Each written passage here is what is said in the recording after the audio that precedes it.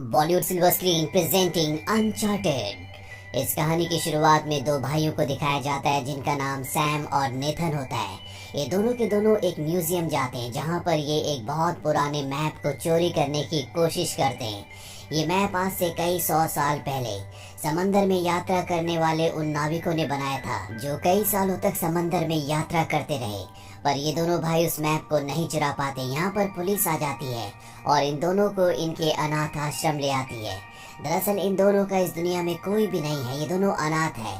अब जो अनाथ आश्रम की हेड होती है वो पुलिस ऑफिसर को बताती है कि सैम ने पहले भी 3 बार इस मैप को चोरी करने की कोशिश की थी, इसीलिए अब इसे माफ नहीं किया जा सकता, तुम्हें इसे अपने साथ ले जाना चाहिए।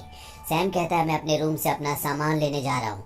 और जब वो अपने रूम में आता है तो अपने भाई से कहता है कि मैं यहाँ से जा रहा हूँ, लेकिन एक दिन मैं तुम्हें जरूर मिलूंगा। पर जाने से पहले वो अपने छोटे भाई को एक कोरा कागज, एक लाइटर और उसके गले में जो रिंग होती है वो देता है और कहता है कि तुम इस रिंग को देखकर हमेशा याद रखना कि तुम किस खानदान से बिलोंग करते हो। इसके बाद सैम यहाँ से चला जाता है और उसका छोटा भाई नेटन, जिसे उसने कोरा कागज और लाइटर भी दिया था, वो लाइटर की रोशनी उस कोरे कागज पर डालता है और उसमें लिखा होता है कि कभी मत भूलना कि तुम ड्रेक हो। दरअसल नेथन का पूरा नाम नेथन ड्रैक है और वो ड्रैक खानदान से बिलोंग करता है। इनके जो पूर्वज हुआ करते थे वो भी समुद्री यात्री थे। सैम के जाने के 15 साल बाद हमें नेथन को दिखाया जाता है जो न्यूयॉर्क सिटी में एक बार टेंडर का काम करता है, साथ ही वो छोटी मोटी चोरियां भी करता है। और एक दिन उसके बार में विक्टर नाम का एक आदमी आता है और वो नेथन को बताता है कि मैं तुम्हारे भाई के साथ मिलकर काम किया करता था, मैं एक ट्रेजर हंटर हूँ और मैं चाहता हूँ कि तुम मेरे साथ मिलकर काम करो। नेथन उसके साथ काम करने से मना कर देता है। विक्टर उसे अपना कार्ड देता है और वहाँ से चला जाता है। लेकिन नेथन अपने भाई को ढूंढना चाहता है जिसे उसने पिछले 15 सालों से नहीं देखा। हालांकि नेथन के भाई सैम ने कई बार उसे कई पोस्ट कार्ड्स भी भेजे हैं, लेकिन उसे नहीं पता कि उसका भाई कहाँ पर है। इसीलिए वो विक्टर के घर जाता है और जब वो विक्टर के घर जाता है तो दीवार पर वो उसी मैप को देखता है जिसे बचपन में वो अपने भाई के साथ चुराने के लिए म्यूजियम में गया था। और अब विक्टर यहाँ पर आ जाता है और उसे बताता है कि ये कोई आम मैप नहीं है, बल्कि ये एक खजाने का मैप है जिस खजाने को ढूंढने के लिए कई लोगों की जान चली गई। और इसके बाद मैगजीन में वो उसे एक शिप का फोटो दिखाता है और बताता है कि ये शिप कई 100 साल पुराना है और इस शिप की कीमत आज 500 करोड़ रुपए है और इसके अंदर खजाना भी है। 18 लोगों ने मिलकर इस शिप को कहीं छुपा दिया था और ये वही खजाना है जिसे तुम्हारा भाई भी ढूंढना चाहता था। हालांकि नेथन इसमें बिल्कुल भी इंटरेस्टेड नहीं होता, पर जब विक्टर उसे कहता है कि अगर तुम अपने भाई को ढूंढना चाहते हो तो तुम्हें मेरे साथ इस सफर पर चलना होगा। और अब नेथन अपने भाई को ढूंढने के लिए उसकी बात मान जाता है। इसके बाद विक्टर उसे एक क्रॉस की फोटो दिखाता है और जब नेथन उसे देखता है तो वो उसे बताता है कि ये कोई क्रॉस नहीं है, बल्कि ये कोई चाबी है और इस चाबी को हमें हासिल करना होगा। विक्टर बताता है कि ऐसी 2 चाबी हैं जिनमें से एक मेरे पास है और दूसरी ऑक्शन में है जहाँ से हमें उस चाबी को चुराना होगा। ये दोनों के दोनों ऑक्शन में जाते हैं जहाँ से चाबी को चुरा लेते हैं और इनका सामना होता है सैंटियागो से। सैंटियागो उस खानदान का वंशज है जिस खानदान ने आज से कई 100 साल पहले उस समुद्री बेड़े को फंडिंग की थी जिसके अंदर खजाना है। और अब वो चाबी को हासिल करके किसी भी तरह से खजाने और जहाज को अपने कब्जे में लेना चाहता है। अब विक्टर यहाँ से निकल ही रहा होता है कि तभी यहाँ पर सैंटियागो की एक किलर जिसका नाम ब्रैडॉक है वो विक्टर की गर्दन पर चाकू रख देती है और उससे चाबी मांगती है।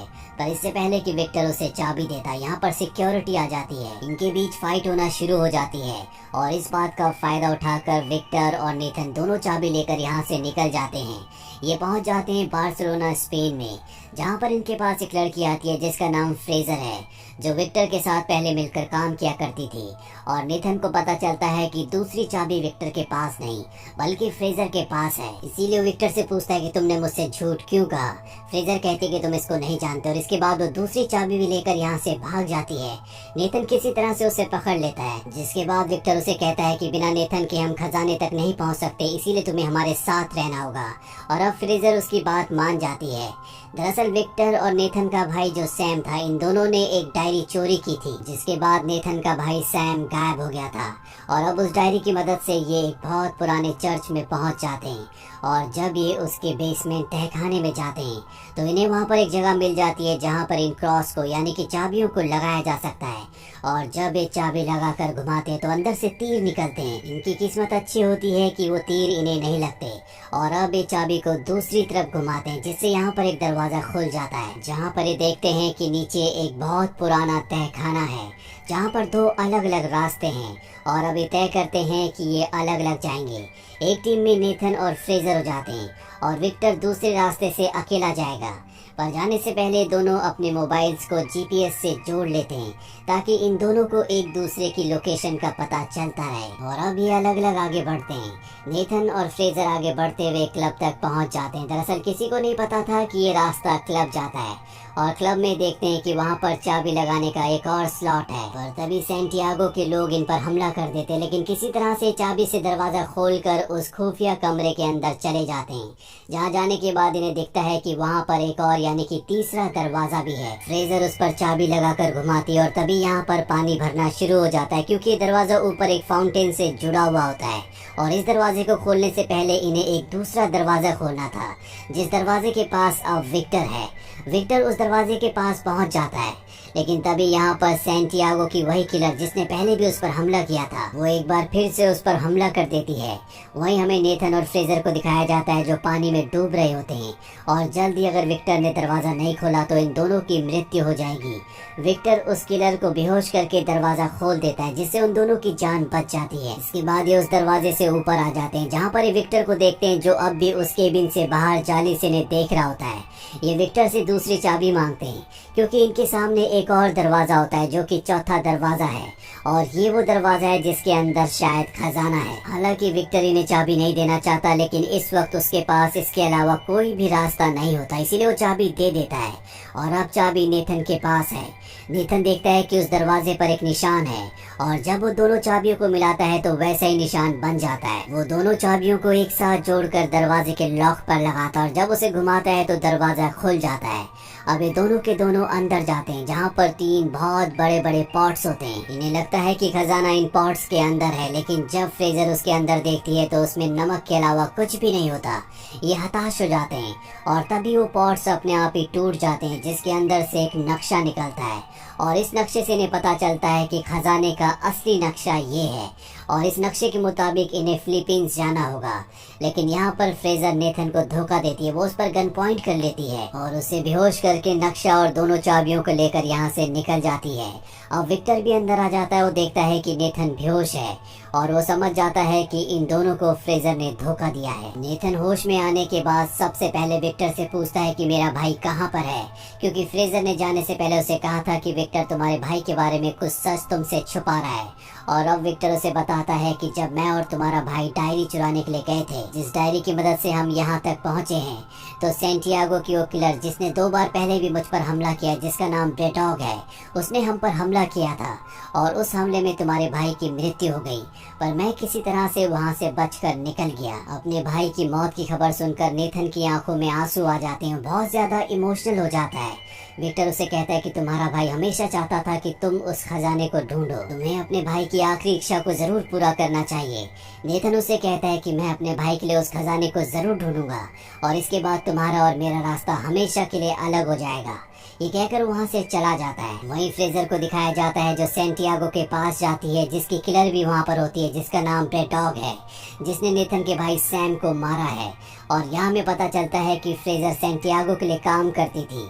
वो उसे नक्शा दिखाती है और अब ये तय करते हैं कि ये तीनों के तीनों अपनी पूरी टीम के साथ उस खजाने को ढूंढने के लिए जाएंगे। और इसके बाद एक कार्गो प्लेन में अपनी जरूरत की सभी चीजों को रखकर ये फिलीपींस के लिए निकल पड़ते हैं।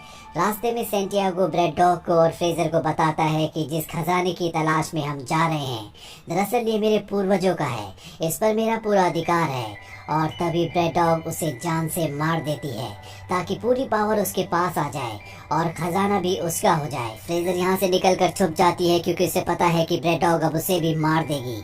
वहीं हमें कार्गो के लगेज डिपार्टमेंट को दिखाया जाता है जहाँ पर गाड़ी के अंदर छुपकर नेथन और विक्टर भी इस कार्गो प्लेन के अंदर आ गए होते हैं। और अब जब ब्रेड डॉग अपने आदमियों के साथ फ्रेजर को मारने के लिए ढूंढ रही होती है तो इसी मौके का फायदा उठाकर नेथन और विक्टर उस मैप को एक बार फिर से हासिल कर लेते हैं, जिसके बाद ये यहाँ से पैराशूट से कूदने की तैयारी करते हैं। विक्टर तो पैराशूट के साथ कूद जाता है लेकिन नेथन यहाँ से नहीं कूदता क्योंकि ब्रेड डॉग ने उसके भाई सैम को मारा था और वो उससे अपने भाई की मौत का बदला लेना चाहता है। यहाँ पर ब्रेड डॉग का जितना भी सामान होता है उस सारे के सारे लगेज को वो एक पैराशूट से अटैच कर देता है और इसके बाद सारा सामान नीचे गिरा देता है। वो ब्रेड डॉग को यहाँ पर मारना चाहता है लेकिन यहाँ एक गाड़ी के अंदर फ्रेजर भी छुपी होती है जो नीचे की तरफ आना शुरू हो जाती है और वो सीधा नेथन से टकराती है। नेथन भी फ्रेजर और गाड़ी के साथ प्लेन से नीचे गिर जाता है। फ्रेजर नेथन से कहती है कि जल्दी पैराशूट खोलो, लेकिन नेथन के पास कोई भी पैराशूट नहीं होता, इसीलिए दोनों के दोनों हवा में ही लगेज की तरफ जंप मारते हैं और जल्दी लगेज तक पहुंच जाते हैं जिसमें एक पैराशूट होता है। नेथन उस पैराशूट को खोल देता है और ये दोनों के दोनों सुरक्षित पानी में लैंड कर जाते हैं। दरअसल अब ये फिलीपीन पहुंच चुके हैं, उसी जगह जहां पर खजाना है। वहां पर रात को ये एक होटल के अंदर स्टे करते हैं जहां मैप देखने के बाद फ्रेजर को कुछ भी समझ नहीं आता कि खजाने की सही लोकेशन कहां पर है। दरअसल इसमें बहुत सारे कोड्स होते हैं जिन्हें समझने के बाद ये खजाने की सही लोकेशन तक पहुंच सकते हैं। फ्रेजर को कुछ समझ नहीं आता इसीलिए वो सो जाती है और नेथन पूरी रात इन कोड्स को सुलझाता है। दरअसल उसके भाई ने इन बीते हुए सालों में उसे कई पोस्ट कार्ड्स भेजे थे और इन पोस्ट कार्ड्स में इन क्लूज को समझने के तरीके थे जिन्हें समझकर वो एक लोकेशन नोट करता है और यही खजाने की लोकेशन होती है। और जब सुबह फ्रेजर उठती है तो वो देखती है कि नेथन ने कागज पर एक लोकेशन लिखी है। वो समझ जाती है कि यही खजाने की सही लोकेशन है और वो एक बार फिर से उसे धोखा देकर उस लोकेशन को लेकर अकेले यहाँ से निकल जाती है। नेथन जब उठता है तो देखता है कि फ्रेजर उसे धोखा देकर भाग चुकी है, पर यह बात उसे पहले से पता थी, इसीलिए जानबूझकर उसने कागज पर गलत लोकेशन लिखी थी और सही लोकेशन उसने छुपा दी थी। और अब वो उस लोकेशन पर पहुंचने के लिए निकल पड़ता है जो कि एक आइलैंड पर होती है। यहाँ ब्रेड डॉग को दिखाया जाता है जो उसे दूरबीन से देख रही होती है और जल्दी नेथन उस आइलैंड पर पहुंच जाता है जहां पर उसे दो बड़े बड़े शिप्स मिलते हैं। ये वही शिप्स हैं जिनके अंदर खजाना है जो आज से कई 100 साल पहले गायब हो गए थे। और जब वो शिप के अंदर जाता है तो वहाँ पर सच में खजाना होता है। और अब यहाँ पर विक्टर भी आ जाता है। उसे देखकर नेथन हैरान हो जाता है। वो पूछता है कि तुम यहाँ पर कैसे आए। विक्टर बताता है शायद तुम भूल गए, तुमने अपने मोबाइल के जीपीएस से मेरे मोबाइल को कनेक्ट किया था, इसीलिए हमेशा मुझे पता था कि तुम कहाँ पर हो। अब ब्रेड डॉग भी अपने लोगों के साथ यहाँ पर पहुँच जाती है। उसे और उसके लोगों को देखकर ये दोनों के दोनों छुप जाते हैं क्योंकि ब्रेड डॉग के और उसके लोगों के पास हथियार भी थे। ब्रेड डॉग को पता है कि ये जो शिप्स हैं इनकी कीमत करोड़ों में है, इसीलिए उसके पास जो हेली कैरियर होते हैं वो उनसे इन शिप्स को हवा में उठा लेती है। और अब नेथन और विक्टर दोनों के दोनों बाहर आ जाते हैं और शिप में जितने भी ब्रेड डॉग के सिपाही होते हैं उन सबको ऊपर से नीचे गिराकर हेली कैरियर पर अपना कब्जा करके इसे हाईजैक कर लेते हैं। जब ब्रेड डॉग ये देखती है तो दूसरे शिप से इन पर हमला करती है। वो अपने हेली कैरियर को इनके पास लाती है और उसके जितने भी लोग होते हैं इनके शिप में आ जाते हैं। वो नेथन पर हमला कर देते हैं। नेथन भी उनसे मुकाबला करता है। विक्टर हेली कैरियर को चला रहा होता है और अब नेथन देखता है कि सामने से ब्रेड डॉग का शिप यानी कि उसका हेली कैरियर उसी की तरफ आ रहा है। यहाँ पुराने शिप में एक पुरानी तोप भी होती है और वो उस तोप से उसके शिप पर उसके हेली कैरियर पर हमला करता है, जिससे उसका हेली कैरियर और हेली कैरियर के साथ एक शिप चट्टान से टकराता है। पर इससे पहले कि ब्रेड डॉग उसी के साथ खत्म हो जाती, वो नेथन के शिप में जंप कर जाती है और नेथन से कहती है कि जो मुझे नहीं मिला मैं तुम्हें भी हासिल नहीं करने दूंगी। और शिप का जो एंकर होता है वो उसे समंदर में फेंक देती है, जिससे शिप और शिप के साथ जो हेली कैरियर होता है जिसे विक्टर चला रहा होता है दोनों के दोनों वहीं पर रुक जाते हैं। और इसके बाद नेथन और ब्रेड डॉग की फाइट होना शुरू हो जाती है, लेकिन ब्रेड डॉग एक खूंखार शिकारी है। नेथन अपनी जान बचाने के लिए जंजीर से ऊपर हेली कैरियर की तरफ चढ़ना शुरू कर देता है। ब्रेड डॉग भी उसके पीछे आने लगती है वहाँ ऊपर विक्टर के पास सोने से भरा एक बैग होता है और वो जानता है कि अगर उसे रेड डॉग से अपना पीछा छुड़ाना है तो उसे किसी भी तरह से नीचे गिराना होगा। इसीलिए सोने से भरा बैग वो उसके ऊपर फेंक कर मारता है, जिससे सोने के बैग के साथ साथ रेड डॉग भी नीचे समंदर में गिर जाती है। और ठीक इसके बाद हेलिकॉप्टर से जो शिप बंधा होता है वो भी नीचे गिर जाता है। वो रेड डॉग के ऊपर गिरता है, जिससे उसकी मौत हो जाती है। पर इससे पहले कि दोबारा से शिप को अपने कब्जे में लेते हैं, ये देखते हैं कि फिलीपींस की नेवी यहाँ पर आ रही है और ये समझ जाते हैं कि इन्हें यहाँ से निकलना होगा।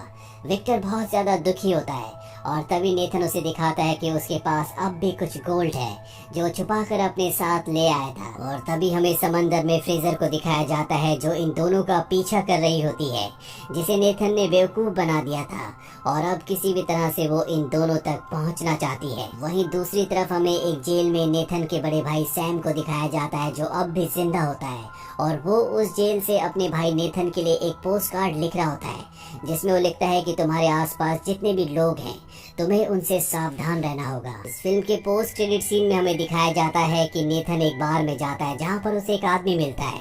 नेथन के पास जो रिंग होती है जो उसके बड़े भाई ने कभी उसे दी थी, वो आदमी उससे उस रिंग का सौदा करता है, जिसके बदले वो नेथन को नाजी मैप देने का वादा करता है। पर यह आदमी नेथन को डबल क्रॉस करना चाहता है। इससे पहले कि वो नेथन को डबल क्रॉस करता है, यहाँ पर विक्टर आ जाता है जो नेथन को बचा लेता है। दोनों के दोनों बाहर से निकलते हैं और तभी इन्हें पकड़ लिया जाता है। इन्हें किसने पकड़ा, क्यों पकड़ा, इसके बारे में इन्हें कुछ भी नहीं पता। इसी के साथ ये फिल्म, ये कहानी यहीं पर खत्म हो जाती है। ये फिल्म ईयर 2022 में रिलीज हुई थी। IMDb पर इस फिल्म की रेटिंग है 6.4। उम्मीद करते हैं कि ये कहानी आपको पसंद आई होगी।